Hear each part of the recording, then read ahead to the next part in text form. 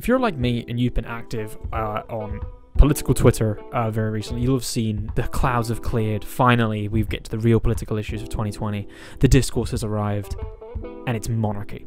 It's 2020, monarchists are back, baby. Let's go. There was this person whose Twitter account had been discovered for some reason. This was the tweet that I found here. It has quite a lot more engagement than the other ones. You know, it's got 2,000 retweets, for example, as you can see it right there, about where apparently Barbados is becoming a republic and is, you know, the Queen is no longer going to be the head of state of Barbados. You know, basically, who cares? I think would be the simple answer to that. And as you can see, so he's deeply saddened by the news of the Barbados becoming a republic in 2021. This is a move against the crown, whilst bearing the consent of Her Majesty is inherently treasonous. I mean, who talks about treason in 2020? And the contrary to the Christian principle of obedience to kings. And that's a loaded statement. And republicanism is sin, apparently. So, that's amazing, and I absolutely love it. And just to be clear, when I say like unironic monarchists, I don't just mean like someone who has a Union Jack tablecloth and, you know, maybe a mug with the Queen's face on it. I don't know. I mean someone who unironically wants power to be returned to the monarchy in a significant sense, you know, to reclaim this, you know, obedience to kings, as you see right here. And the idea that republics are sin, I absolutely love it. So I saw this and I just thought, this is amazingly hilarious. We've got a lot of religious sentiment, we've got a lot of monarchy sentiment. I've got to look more. So I've done a bit of research and I basically scoured some tweets together, and I'm going to present them to you here. Who knew that in 2020 we'd be able to start laughing at monarchists again? First thing that caught my eye when I clicked on the account, because I wanted, okay, is this a meme? I thought it was ironic. And then we see, right, so in their bio we have Scots for a French royal restoration. Okay, a Scottish group supporting the Orleanist fusionist claim to the French throne. Already, who cares about any sort of monarchical institutions in 2020? I am amazed by it. We've also got the Royalists Foundation, which had some interesting tweets in itself. You know, if you saw this, you'd think this is just people who love the monarchy and they just want to talk about it and hang out. No. This is an active adoration. You know, they want to give political power back to them. So this is the person's political compass. We can see just a little bit into the authoritarian right. However, from what I'm going to be showing you in a sec, it should be way more to the corner. Basically right at the very corner for absolute monarchy. This was the person's like 3 main points trying to describing their politics. So, you know, I think if someone asked me, like, what would you say are your 3 main things that would describe your politics? It'd be things like, I don't know, you know, maximizing happiness, human rights, all these sort of very important causes. This person has gone for, this is describing his Toryism, you know. I think it was pretty easy to guess. No monarchist is going to be not a Tory. So you've got loyalty to your king, piety to the god, and duty to your neighbour. So loyalty, piety, and duty are this person's 3 main terms. Loyalty to the king, I find hilarious as a political concept.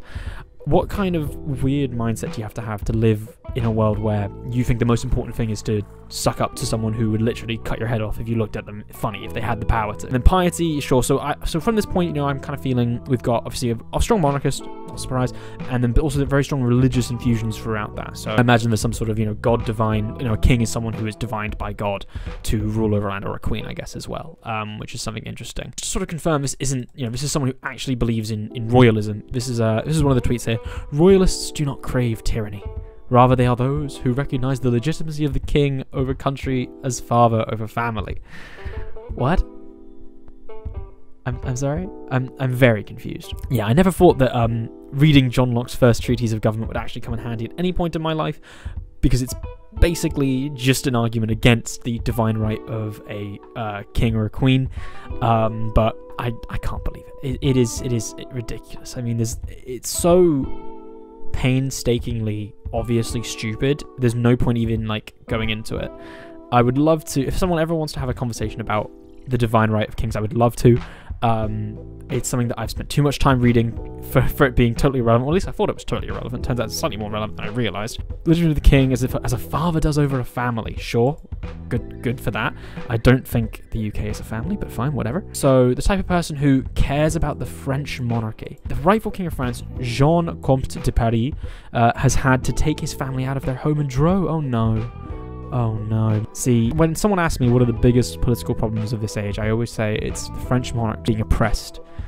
You know, it's not Black Lives Matter, it's not, you know, economic inequality, it's not the millions of issues that, you know, people harp on about all day. No. the supremacy of the French royal family must be reinstated, and they must be allowed to return to their very fancy home from their slightly less fancy home, I'm assuming. Once again, 100% agree, monarchy all the way, baby. And this is where we start to see, like, sort of a lot of arguments for tradition. But this person's like, they're never very specific of what they mean by tradition. So here we have, like, reactionaries are neither evil radicals nor scared nostalgists, but simply those who see in the past a beauty that must be reclaimed. And with a a black and white photo of some old country houses, superimposed white, black typewriter text, we have to go back. I love it. I'm just picturing the idea of Back to the Future, where instead of we have to go back, but it's to like 1920s Britain. Like I said, this person's never very specific on what they mean by tradition. It's always a bit of a loose concept. That can also be seen here in this tweet, in which tradition means giving votes to the most obscure of all classes, our ancestors. It is democracy of the dead. Once again, love it. Tradition refuses to submit to that arrogant oligarchy who merely happen to be walking around. I guess this is a quote by someone amazing. Once again, I find it hilarious. Someone who thinks that tradition is a form of democracy. Love to see it. I want this in the discourse. This is always what I wanted to see in modern politics. There's not enough people arguing that we need to we need to let dead people vote through the means of tradition, and that's why gay people can't get married. Sure, good. We love to see it. It kind of sounds a bit too much like, women shouldn't be talking too much, and gay people shouldn't be existent, let alone allowed to marry. Oh, and oh god, people of different colours. Oh, no way, no. I doubt he would even God accept the question. Oh, and here we go. Here's a tweet here. Closed borders. There we go. The classic immigration thing. I think my prediction might have been right. Countries you can visit if the borders are closed. Scotland, England, Wales, and the hand. I don't know what it means by a hand. That's more than enough for the next few years. Okay, great. Sure, buddy. A very well-cultured and travelled person, I see. Okay, and then next up, this was this image. I don't know why I brought this with me, but it's just a cow. It says defend the union in some funky text. I have nothing to say about it, except it radiates a powerful aura, and I'm very intimidated. So that's all I wanted to say about that. And also one thing that sort of comes out in these sort of monarchist takes is a very strong religious element. Specifically in these tweets here, we got royalism is so prominent in the Christian psyche that the image of the legitimate king is the natural method by which Saint, I can't read that word, illustrates the victory of Christ over death, the tool of the usurping dictator of the earth, the Satan. Ooh, hashtag Christian royalism. So now we're getting a bit more into Christian royalism. So it's not just royalism, it's specifically a Christian brand of it. It's almost tough to describe this as bootlicking. I think the serfs tweeted this and they described it as crown licking, which I guess almost sounds a little bit better, but it is the ultimate form of bootlicking. It is not just like, oh, people that are in charge, they're doing a good job. No. This is bootlicking to its highest extent. This is bootlicking of the monarch. Bootlicking of the definitely God-ordained person to rule over you. Next up, I found this a bit random, was just a tweet from Kanye West. Speak God's truth to power. Sure. Okay. He definitely seems like the type of person who who definitely wants to speak truth to power. A royalist, a monarchist, sure, whatever. And just to sort of round things off, yeah, he does believe in demons.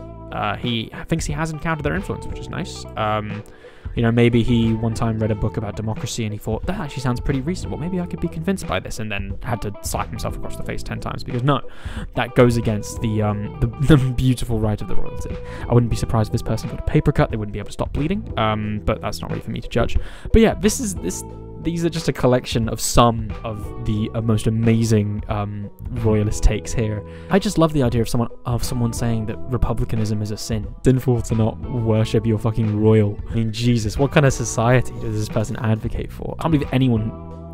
I guess I'm kind of taking it seriously. It is just so funny. It's too much fun. And even then, just going back, the idea that a royalist doesn't want tyranny is insane. These are two contradictory terms. Royalism is literally tyranny. I mean, maybe this person wants a constitutional monarchy, but even then, it's still tyrannical. It doesn't make sense to me. There's no real logic to it apart from just, oh God, put this person in charge, so they should be in charge. I'm not really here to try and engage with these ideas seriously. If someone really wanted to, I'd love to have a chat with someone about this. It would make me very happy. But no, I'm just here to present some of the funniest royalist takes, and I hope you enjoyed. So yeah, before we round off the video, barely anyone who watches these videos is actually subscribed. So if you want to be a nice person and want to help me out, if you've enjoyed talking about monarchy for a period of time, and taking the piss out of people who unironically want a king and queen to have actual power back, then yeah, maybe throw a subscribe our way. That would be very nice. But yeah, what do you think about monarchy? Are you glad that monarchists are back? And how big of a movement is this going to become? You know, are we ready for a resurgence of the monarchist party in the UK? I certainly am. It would bring me so much joy. And yeah, thanks for watching.